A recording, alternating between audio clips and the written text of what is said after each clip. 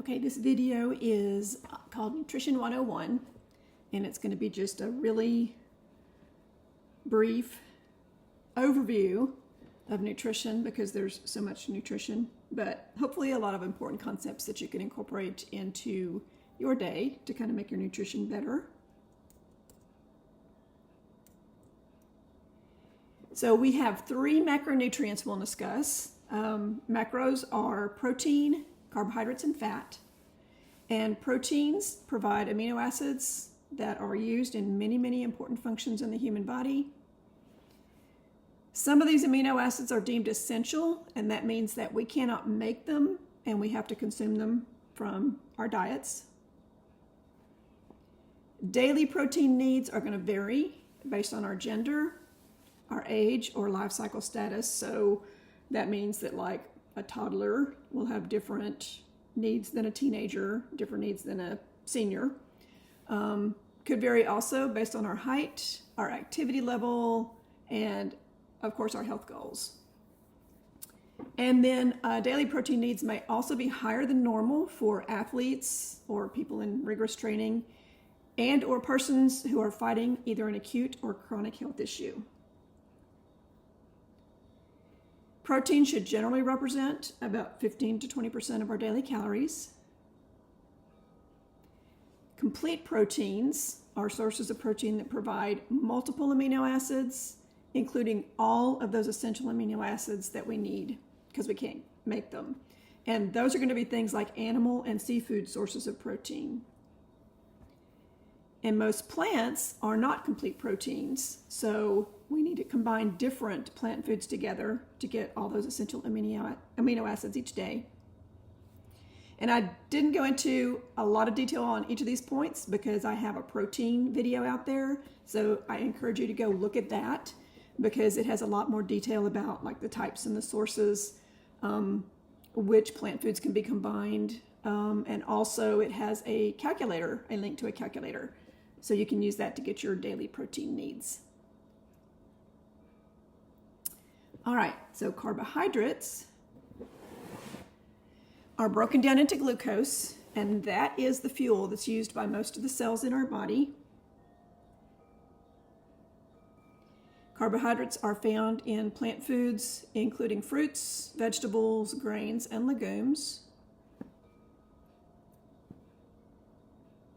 Complex carbohydrates provide fiber, and that helps us regulate blood sugar and insulin levels. Complex carbohydrates are in whole foods like fruits, vegetables, grains, and legumes. Note that that says whole. So for things like juices, like fruits and vegetable juices, where you're still going to get the nutrients, the juices have the fiber removed. So also note that animal sources of protein contain no fiber, but some things like dairy will contain a little bit of carbohydrates. Simple carbohydrates are going to break down quicker. They have little to no fiber. They include things like fruit juices and refined grains. And incorporate 2 to 3 servings of whole vegetables or fruits in each meal. That's a good target because you want to really get a lot of fruits and vegetables. 7 to 9 servings a day, but you really need more. Then you also have other healthy carbohydrate sources like legumes, which are lentils and beans, and whole grains. You do not, contrary to what the USDA says, need 2 sources or 2 servings of grains every day. Some people will have digestive issues related to legumes and or grains, so be aware of that. But they are good sources of complex carbohydrates. So we do want to increase complex so that we get that fiber and decrease consumption of simple so that we can regulate our blood sugar levels better. All right, then our last macronutrient is fats. And fats do also provide many important health benefits. They help us maintain weight and energy levels. They are a primary fuel source for the brain and the neurological system. They promote absorption of fat-soluble vitamins and most of our minerals. And omega-3 fatty acids are a specific type of essential fatty acid that reduce inflammation, which is a significant contributing factor to most health disorders. So omega-3s have actually been studied to provide benefits in a lot of things like reducing asthma, diabetes, arthritis, osteoporosis, cancer, skin disorders, high cholesterol, high blood pressure, mood disorders, macular degeneration, and digestive difficulties.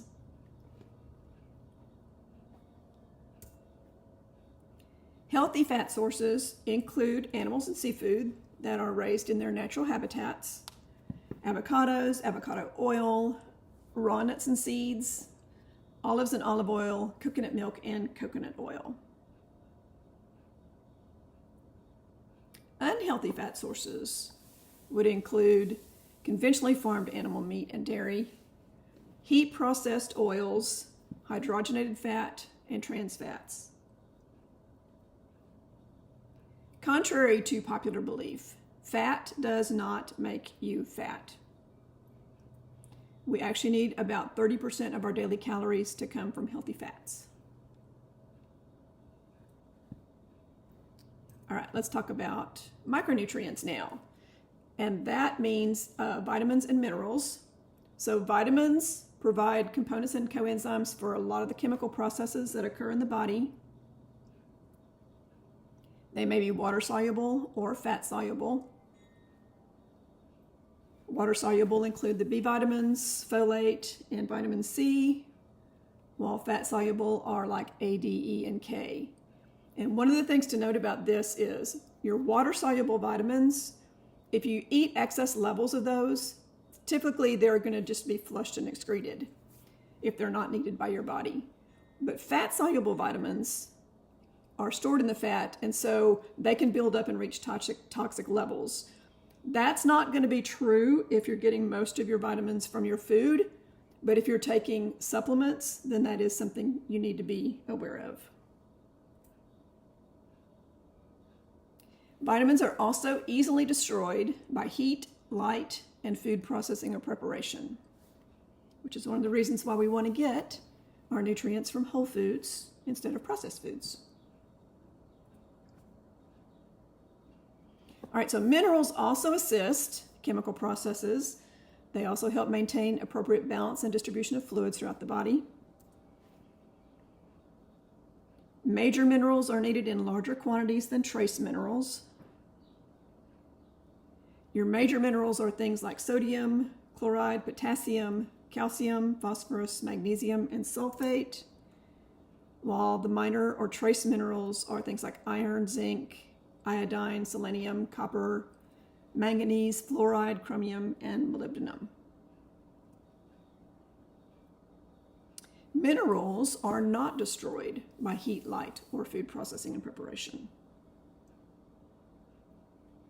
Certain minerals can easily be flushed also, but other minerals can build up to toxic levels, especially, again, not likely if you're getting most of your nutrients from food, but if you're taking supplements, especially if you're taking large quantities of those trace minerals, they can definitely become toxic.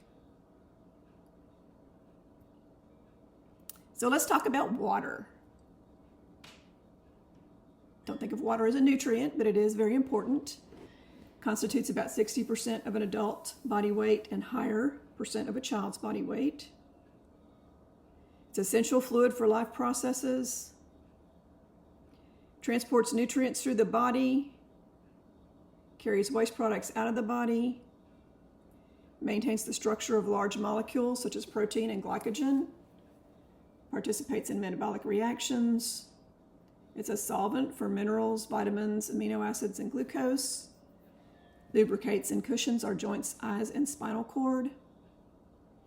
It helps regulate body temperature. Maintains blood volume. And our needs are going to vary also based on our diet, our activity level, our internal temperature, as well as the temperature out around us and the humidity level. And I know that there's a lot of information that says that you should strive to get a certain amount of ounces of water a day. But what you really want to do is use your urine color as a measure to determine if you're drinking too much water or not enough water.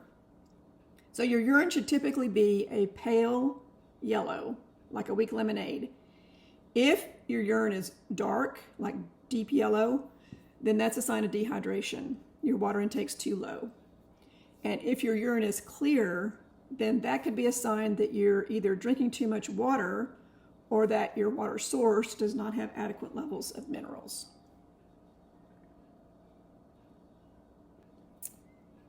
All right, let's talk about another nutrient that is in plants only, and that is phytonutrients. And this is something that we've begun to study and learned about. Plants contain thousands of these other compounds called phytonutrients or phytochemicals. We don't even know what they all are right now. They are responsible for things like taste and aroma and color and characteristic of our foods. And once we started studying these, we found that they have a lot of health benefits. So they have actions like they act as antioxidants, they help mimic hormones, they may stimulate enzymes, they help to suppress inflammation, and even destroy bacteria or pathogens. So some of the most studied types so far are carotenoids, and these are usually red, yellow, orange, found in things like carrots and pumpkin, tomatoes, also in some of your leafy greens. And then flavonoids are found in like tea, apples, onions, berries, even coffee, legumes, and ginger. Phytoestrogens found in soy, also some in broccoli, oranges, carrots, coffee. Glucosinolates, can't pronounce that, and sulforaphane, which have been studied for their anti-cancer properties, are found in cruciferous vegetables like broccoli and cauliflower. Catechins are found in all types of tea, but the higher levels are in green tea. And then resveratrol, which is found in grapes and red wine. Some specific examples that have been really heavily studied are like curcumin, which is a compound in turmeric root. It gives it that bright orange color. It's a very, very powerful anti-inflammatory. And then capsaicin, which is in peppers. It gives them their heat. It's also a pain reliever. So it's best to consume these foods as whole foods because these phytonutrients work together synergistically. And a lot of times we don't understand how they work together. So while you'll definitely see supplements out there that have isolated certain phytonutrients out into, a more concentrated form, it's really better to eat them with whole foods. Okay, eating clean. This is going to be a quick and dirty, no pun intended, recap of the eating clean because I do have a video out there that goes into a lot more detail of eating clean. So in a nutshell, eating clean means we're getting the highest quality and healthiest sources possible of the foods that we eat. There are different factors that we need to consider for animal, plant, and seafood-based sources that make them clean versus not clean. It also means that we're eating whole, real foods and less processed foods. So I do encourage you to go out and check out that eating clean video. All right, so one of the things that I do with my clients in Nutrition 101 is teach them how to read a nutrition label. And what I've got here's an example of the old label, and then this is the current label that's been in place maybe 3-4 years. And they made some changes to make it easier to spot things that we wanted to emphasize.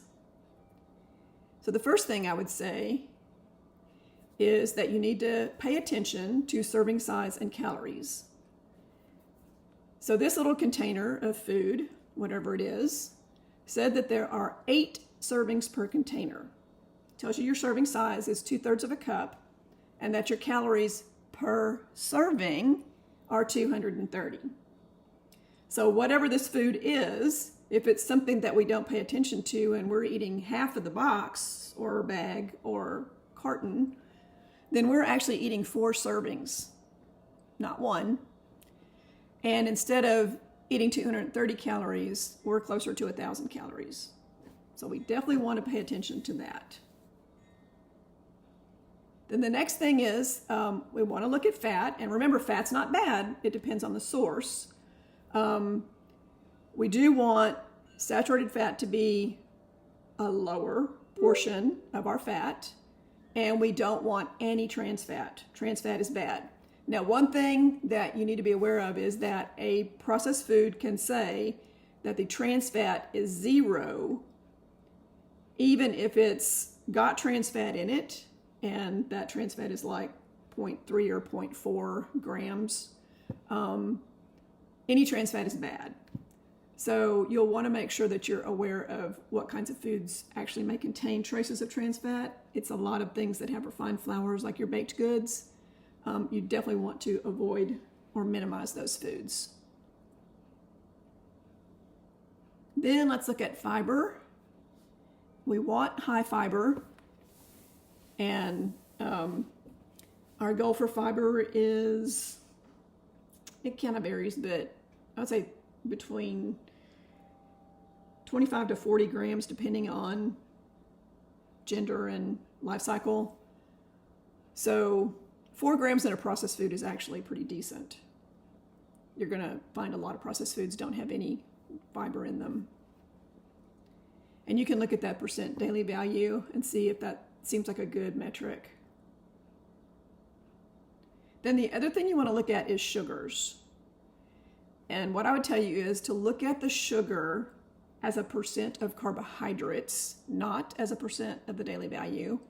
So in this case, my total carbohydrate is 37 grams. My sugar is 12 grams. So that means that roughly a third of the carbohydrate in this food is sugar. Okay, that may not be good. And it definitely isn't good when I look at added sugar, which is one of the new things they added to the labels. That tells me that 10 grams of the sugar in this food has been added. It wasn't naturally occurring sugar. So that's not good. We want added sugars to be low. And we want sugar as a percentage of carbohydrates to typically be low. Now, if it's a fruit-based product, it's definitely going to be higher.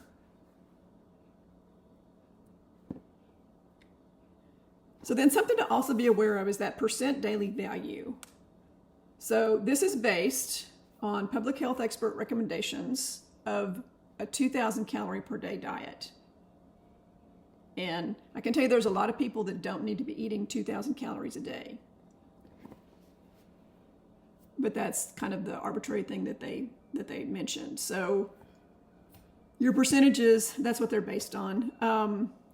This is one of the things that changes every time they change the label, is those key nutrients at the bottom that they call out about what they have. Vitamin D became important, so they started adding that. Some of your key minerals, they usually tell you if they're in there or not. So again, the biggest thing there, the biggest takeaway is just that that's based on a 2,000 calorie a day diet, which may or may not be your level of calories.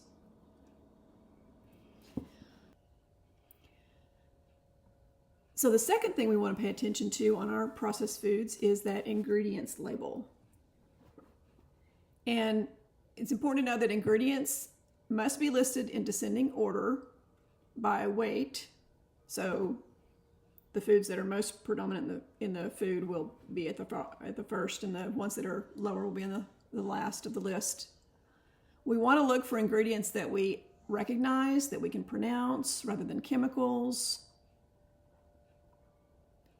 So what we've got here is a comparison of 2 ingredient lists for tomato soup. And the first one contains tomato puree, which is water first, and then tomato paste. And then we got water again. Then we got wheat flour. Then we've got sugar. So right away, I know that this product is mostly water. It also contains less than 2% of some minerals like salt, potassium salt, natural flavoring, which can be anything. Seriously, the word natural is not regulated. So that doesn't tell me anything about where they got the flavoring for this food. It also includes citric acid, ascorbic acid, some celery extract, some garlic oil.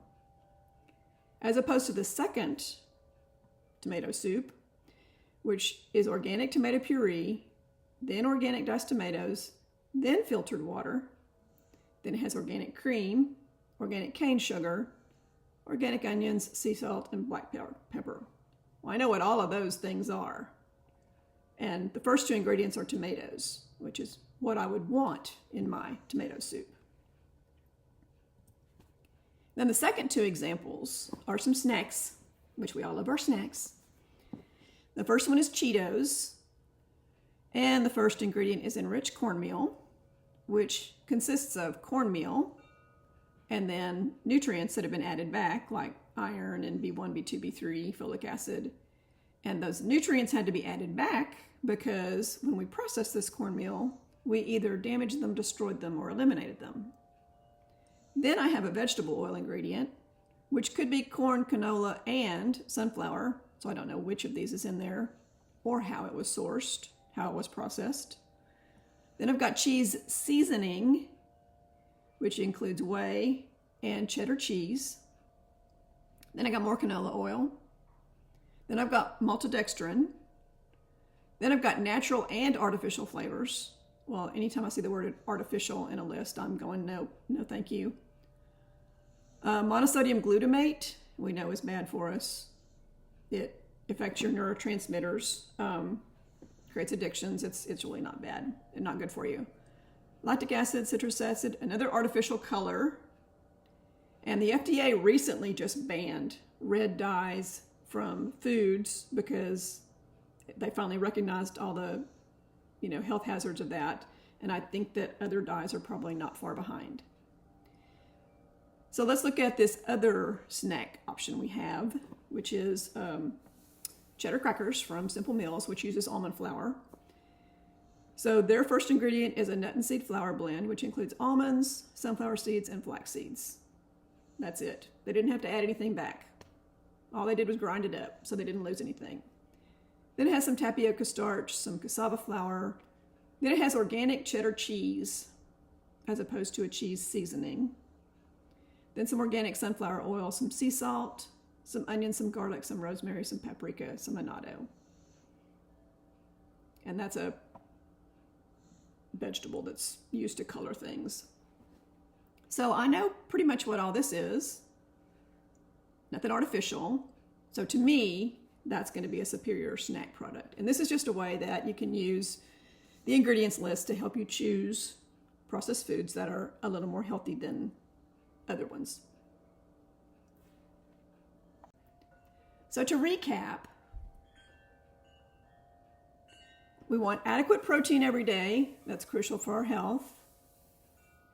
Our carbohydrate foods have the biggest impact on our blood sugar levels. And fats do not make us fat. We just want healthy fats. Then vitamins can be destroyed by heat, light, and certain types of processing. So we want to be careful with that. Fat-soluble vitamins can actually build up and become toxic. That's more likely if we're taking supplements. We need adequate levels of water every day. Plant foods contain thousands of phytonutrients that are beneficial to our health, in addition to the vitamins and minerals in them. And processed foods should be limited or avoided.